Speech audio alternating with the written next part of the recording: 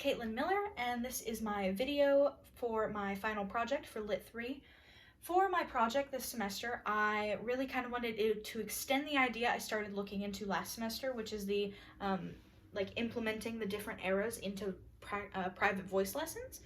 So I took the opportunity to kind of look into how this era fits into voice lessons, because a lot of the time we do a lot of stuff from what we did in Lit 2 in voice lessons. You know, we get the romantic pieces, we have some, Renaissance stuff that we do in choir, we've got Baroque, melisma work, and all that kind of stuff. But when you move into music of now, and like the 20th century and on, it really gets very interesting and definitely difficult to do.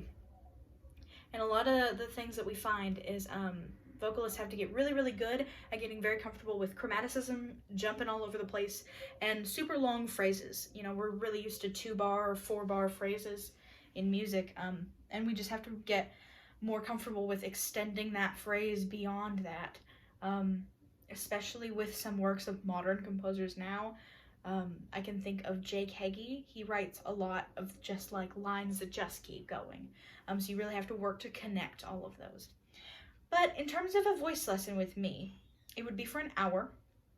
The first 15 to 20 minutes of that we would spend warming up, getting the voice moving, working on technique, discussing that kind of stuff. And then the last 45 minutes or 30 minutes, if we need to spend more time on technique stuff, would be devoted to working repertoire.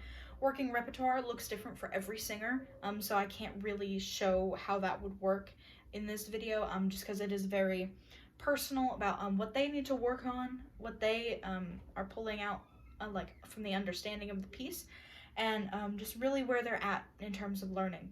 So it's very specific, but what I can do is show a typical warm-up process for going into a piece. The two selections that I've picked for this project are I Hate Music by Leonard Bernstein and also The World Feels Dusty by Aaron Copland. I've included a performance video of The World Feels Dusty by Aaron Copland because that is the main one that I want to focus on with this. And so you can see a performance of that. So that would be the result of the assessment portion of this lesson plan, because that was filmed for a jury. So it would be a final performance, which is the whole, goal of this, obviously.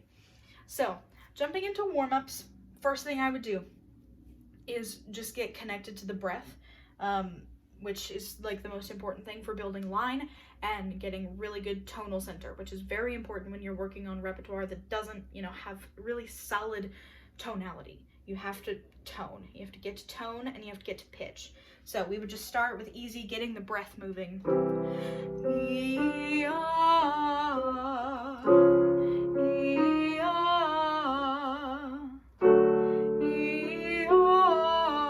So on and so forth, up.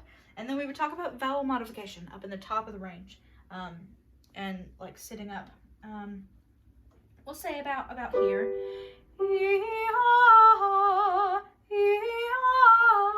And working up there and how that would work.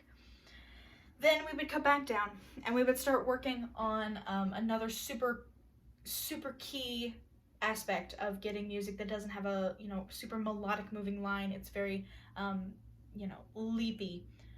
So we would do this exercise where you find your tonal center on do. So we'll use D.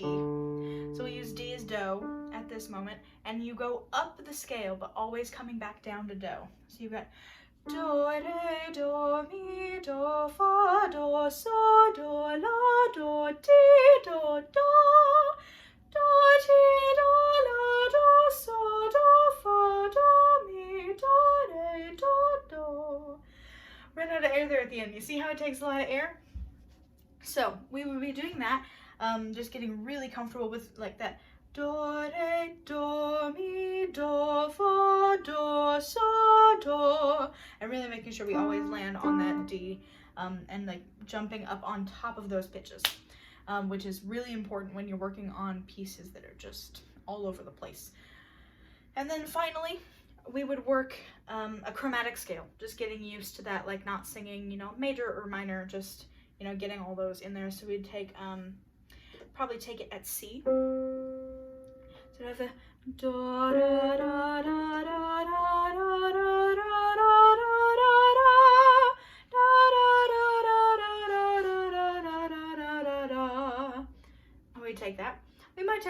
syllables. We might take it on just a da or a do or whatever. And then we would mess around with the rhythm. My favorite thing to do is take a passage that is like a really long phrase and mess with the rhythm so I can really get the pitches. So we'd probably take a da da da da da da da da da da, mess with it that way, you know, put the sort of in there. We could do a da da da da da da da da da da, kind of in groups of 3. Good, putting a little bit of accent there. We could have da da da da da da da da, putting it on the back end. Or you could have da da da da da da da da da da da, sort of just messing with the rhythm in sort of any way you see fit there. So we would go through that, and then we would transition into a time of repertoire, which repertoire would start, depending on where we are in the process, it would really just start with a run through of the piece. And then we would go into working finite details. So that's kind of where I'll stop for this section of the video. You can see the 2 composers that I've included here are Bernstein and Copland. They are very much staples in the solo voice world for this era of music, just because they really just push the envelope of what the voice can do. A lot of, you know, not super melodic. It's very, like, jumpy. Lots of notes just kind of everywhere. And you can hear that a lot in both of these pieces.